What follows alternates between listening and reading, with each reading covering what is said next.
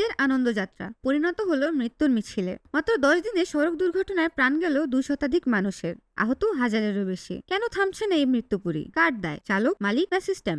আজকের প্রধান প্রতিবেদন। ঈদ যাত্রায় সড়ক দুর্ঘটনার ভয়াবহ চিত্র ও এর পেছনের বাস্তব কারণ। রোড সেফটি ফাউন্ডেশনের তথ্য মতে 16 থেকে 26 মার্চ এই 10 দিনে দেশজুড়ে ঘটেছে 342টি সড়ক দুর্ঘটনা। এতে নিহত হয়েছেন কমপক্ষে 274 জন, আহত হয়েছেন 1500-এরও বেশি মানুষ, যা গত বছরের তুলনায় উল্লেখযোগ্যভাবে বেশি। অন্যদিকে বাংলাদেশ যাত্রী কল্যাণ সমিতি বলছে নিহত 285 জন, আহত 729 জন, আর হাইওয়ে ও পুলিশের হিসেবে প্রাণহানি 90 জন। সংস্থাভেদে সংখ্যা ভিন্ন হলেও একটি বিষয় স্পষ্ট, ঈদ মানেই এখন ঝুঁকিপূর্ণ যাত্রা। সবচেয়ে মর্মান্তিক ঘটনা ঘটে রাজবাড়ী দৌলতদিয়ায়। একটি বাস ফেরিতে ওঠার অপেক্ষায় থাকা অবস্থায় পদ্মা নদীতে পড়ে যায়।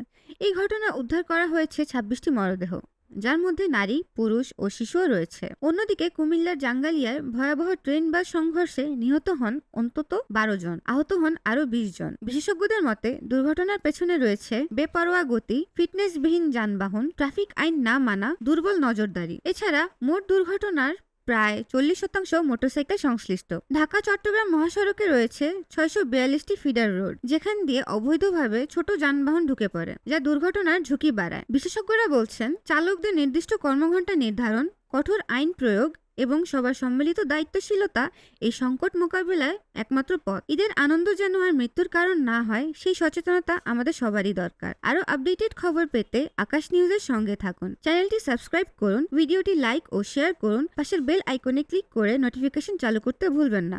ধন্যবাদ।